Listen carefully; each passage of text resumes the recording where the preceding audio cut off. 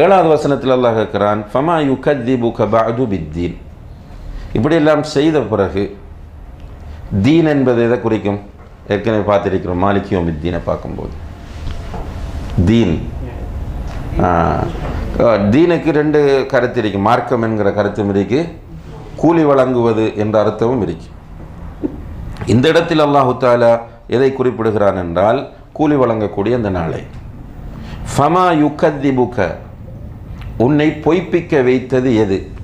பஅது, இப்படியெல்லாம் உன்னை அழகாக படைத்து உன்னை ஃபித்ராவோடு வைத்து உனக்கு நபிமார்களை ரசூல்மார்களை அனுப்பி உன்னை ஃபித்ராவோடு ஒத்து செல்லக்கூடிய மார்க்கத்தை உனக்கு சொல்லித்தந்த பிறகு இவற்றை பொய்ப்பிப்பதற்கு உன்னை தூண்டியது எது என்று அல்லாஹு தஆலா கேட்கிறார்.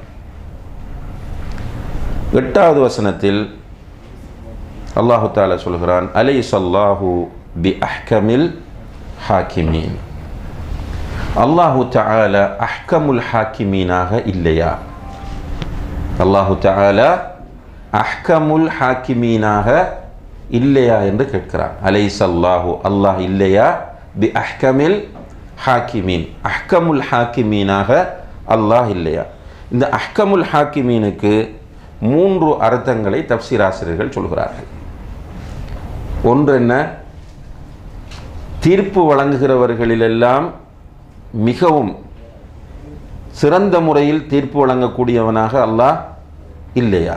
தீர்ப்பு வழங்குகிறவர்களிலெல்லாம் மிகவும் சிறந்த முறையில் தீர்ப்பு வழங்கக்கூடியவனாக அல்லாஹ் இல்லையா?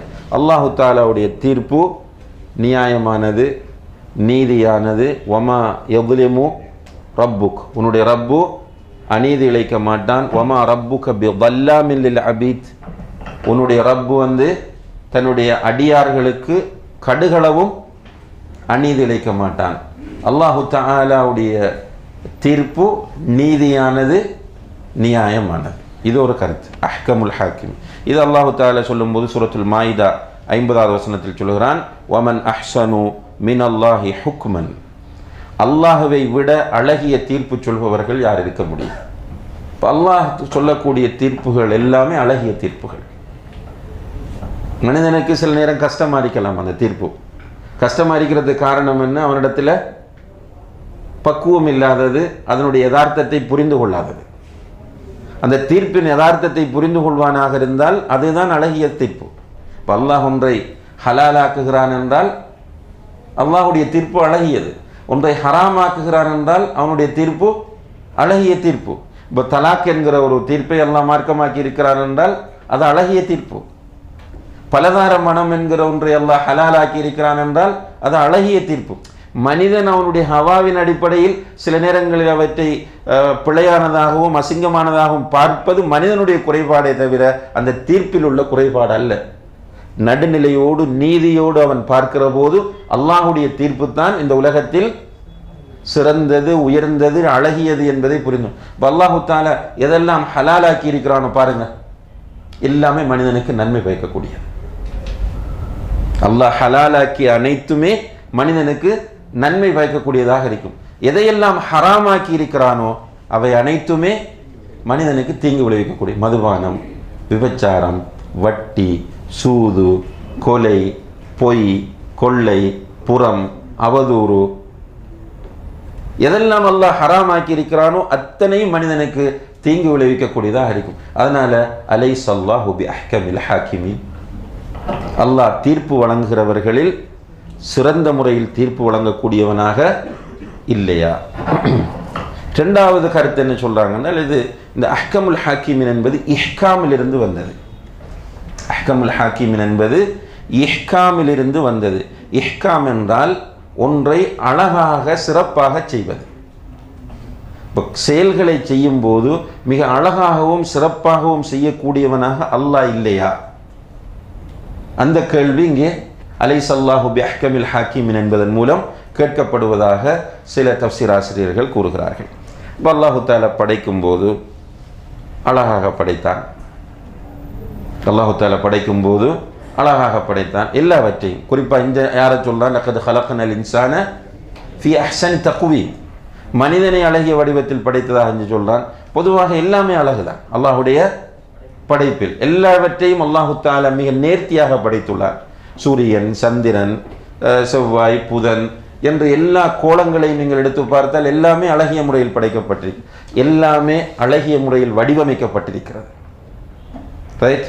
இது அஹ்கமுல் ஹாக்கிமின் சொல்லக்கூடிய அர்த்தம் என்று இன்னும் சில அறிஞர்கள் சொல்கிறார். மூன்றாவது கருத்து என்னென்றால், இது அஹ்கமுல் ஹாக்கிமீன் என்பது ஹிக்மாவிலிருந்து வந்தது. ஹிக்மா என்றால் என்ன? வதுஉ ஷைஇ ஃபீ மௌதிஇஹி, ஒவ்வொன்றையும் எந்த இடத்தில் வைக்க வேண்டுமோ அந்த இடத்தில் வைப்பது தான் ஹிக்மத். எதை எந்த இடங்களில் வைக்க வேண்டுமோ அவற்றை அந்தந்த இடங்களில் வைப்பது ஹிக்மா. இவரை மேனேஜர் ஆக்கணுமா, அவரை மேனேஜர் ஆக்குவது ஹிக்மா. இவரை செக்யூரிட்டி ஆக்கணுமா, இவரை செக்யூரிட்டி ஆக்குறது ஹிக்மா. அவரை ஒரு செக்ரட்டரி ஆக்கணுமா, அவரை செக்ரட்டரி ஆக்குறது ஹிக்மா. அதாவது ஒவ்வொன்றையும் எந்த இடங்களில் வைக்க வேண்டுமோ அந்த இடங்களில் வைப்பது தான் ஹிக்மா. அந்த அடிப்படையில் அல்லாஹ் ஒவ்வொன்றையும் அதற்குரிய சரியான இடங்களில் வைத்துள்ளான். அலைஸல்லாஹு பி அஹ்கமில் ஹாக்கிமீன், வைக்க வேண்டிய ஒவ்வொன்றையும் அதற்குரிய இடங்களில் அல்லாஹ் வைக்கவில்லையா என்ற கருத்து வரும். இதில் மூன்றிலே முரண்பாடு இருக்கா? இல்லை. எனவே மூன்றிலே முரண்பாடு இல்லை என்று வரும்போது மூன்று கருத்தையும் இதன் மூலம் நாம் ஏற்றுக்கொள்ளலாம். வந்த வகையில் அல்லாஹு தஆலா தீர்ப்பு வழங்குபவர்களில் மிகவும் சிறந்தவனாக இருக்கிறான். அதே போல் அல்லாஹு தஆலா ஒவ்வொன்றையும் செய்வதில் சிறந்த முறையில் செய்யக்கூடியவனாக இருக்கிறான். ஒவ்வொன்றையும் வைக்க வேண்டிய இடங்களில் வைப்பதில் மிக சிறந்தவனாக அல்லாஹு தஆலா இருக்கிறான். சிலர் என்ன பண்ணுவாங்கன்னு கேட்டால், இந்த சூறாவை ஓதி முடிகிற நேரத்தில் அலைஸல்லாஹு பி அஹ்கமில் ஹாக்கிமீன் என்று ஓதுகிற நேரத்தில் என்ன சொல்லுவாங்க? பலா வ அன அலைக மினஷ் ஷாஹிதீன் என்று ஓதுவாங்க. பலா வ அன அலா தாலிக மினஷ் ஷாஹிதீன். ஆம், அல்லாஹ் தீர்ப்பு வழங்குகிறவர்களிலெல்லாம் மிகவும் சிறந்த முறையில் தீர்ப்பு வழங்கக்கூடியவன், இதற்கு நான் சாட்சி என்று அவர் சொல்லுவார். இது எப்படின்னா, அந்த குர்ஆன் ஓதி முடிஞ்சதுக்கு பிறகு ஸதக்கல்லாஹுல் அலீம் சொல்கிறத போல. அல்லாஹ்வுடைய கலாம், அதில் சந்தேகம் கிடையாது. அல்லாஹ் சொன்னது உண்மை, அதை ஒரு இபாதத்தாக மாற்ற தேவையில்லை. இப்படி சொல்லி குர்ஆன் ஓதிட்டு ஸதக்கல்லாஹுல் அலீம் அதை சொல்லலைன்னு சொன்னால் அவரை முறைச்சி பார்ப்பாங்க. சும்மா ஓதிட்டு ஒரு குல் ஹுவல்லாஹ் சூரா ஒன்று ஓதுறார், ஓதிட்டு குல் ஹுவல்லாஹ் அல்லாஹ் ஸமத் லம் யலித் வலம் யூலத் வலம் யகுல் லஹு குஃபுவன் அஹத் என்னடா அஸ்ஸலாமு அலைக்கும் என்று வந்தாருண்டா எல்லாரும் என்ன கிராத்துக்கு போட்ட பையன் இப்படி மாறிட்டான் என்று பார்ப்பாங்க. இப்போ ஸதக்கல்லாஹுல் அலீம் ஓதுவது சிறந்ததாக இருந்திருந்தால் முதல் செய்ய வேண்டியது யார்? நபி ஸல்லல்லாஹு அலைஹி வஸல்லம். அதே போன்று அவருடைய தோழர்கள் செய்திருப்பார்கள். அப்படி யாருமே ஸதக்கல்லாஹுல் அலீம் சொல்லலை. ரசூலுல்லாஹி அலைஹி வஸல்லம் அவர்கள் சுன்னத்தான தொழுகைகளில் என்ன செய்வாங்க? மறுமை, நரகம், தண்டனைகளை பற்றி வரக்கூடிய இடங்களில் அல்லாஹ்விடம் பாதுகாப்பு தேடுவார்கள். ஓதி தொழுதுட்டிருக்கும் போதே மறுமையை பற்றி வருது, நரகத்தை பற்றி வருகிறது, தண்டனைகளை பற்றி வருகிறது என்றால் அதிலிருந்து அல்லாஹ்விடத்தில் அல்லாஹும்ம அஇத்னி அல்லது அல்லாஹும்ம இன்னி அஊது பிக என்று பாதுகாப்பு தேடுவார்கள். அதே போல் ரஹ்மத்துடைய வசனங்கள் வரும்போது அல்லாஹ்விடத்தில் அந்த ரஹ்மத்தை கேட்பார்கள். சுன்னத்தான தொழுகைகளில் இது அனுமதிக்கப்பட்டிருக்கிறது.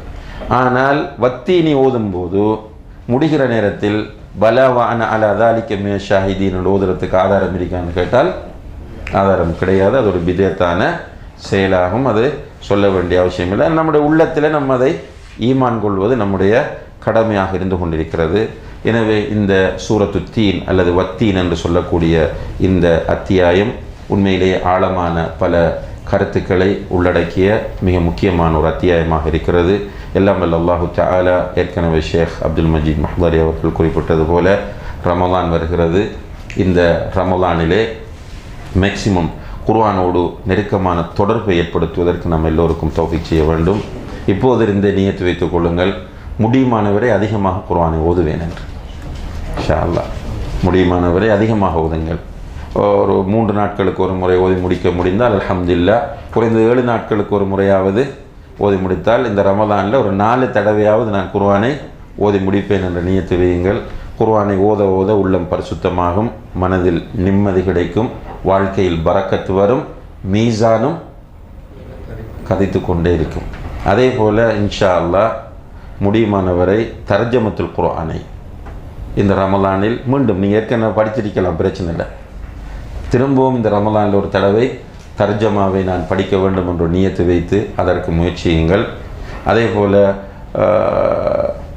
இந்த குர்ஆனில் முடியுமான வரை மனனம் செய்வதற்கு முயற்சியுங்கள். இபாதத் இதெல்லாம் சின்ன பிள்ளைகள் குர்ஆனை மனனம் செய்கிறது மட்டுமல்ல இபாதத், பெரியவர்களும் குர்ஆனை மனனம் செய்வது இபாதத்தாகும். குர்ஆன் நம்மோடு அல்லது குர்ஆனோடு நாம் எவ்வளவு நெருக்கமான தொடர்பை ஏற்படுத்துகிறோமோ அந்த அளவுக்கு நமக்கு அல்லாஹு தஆலா கண்ணியத்தையும் மகிழ்ச்சியையும் பரக்கத்தையும் வாழ்க்கையில் ஏற்படுத்துவான். அவ்வாறான சிறந்த மக்களாக நம் அனைவரையும் அல்லாஹு தஆலா ஆக்கியருள்வானாக.